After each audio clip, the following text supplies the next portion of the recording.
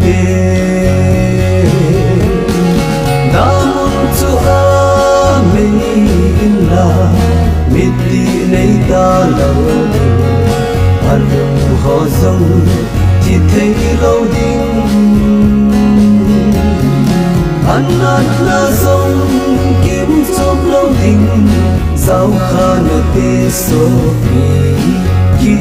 khô đinh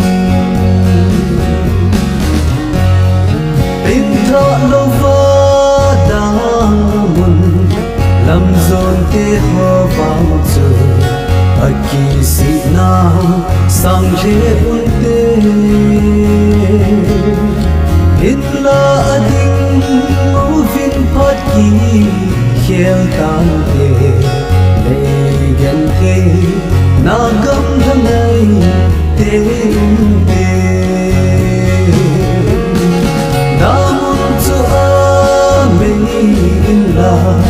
biết đi nay ta lâu anh đừng khó dòng chỉ thấy lâu đinh anh là dòng kiếm chốc lâu đinh sao khá nợ tê số ký khô đinh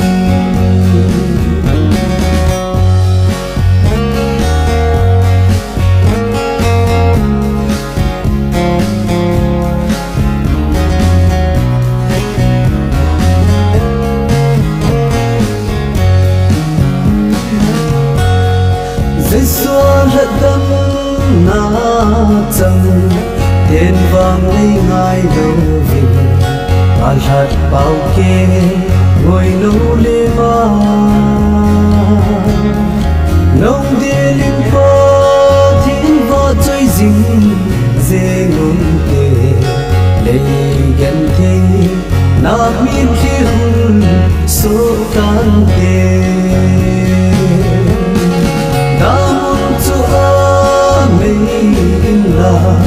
biết đi nay ta lâu anh đừng khó dòng chỉ thấy lâu đinh anh là dòng kiếm chốc lâu đinh sao khá nợ tê số ký khô đinh anh là dòng kiếm chốc lâu đinh sao khá nợ tê số ký khô đinh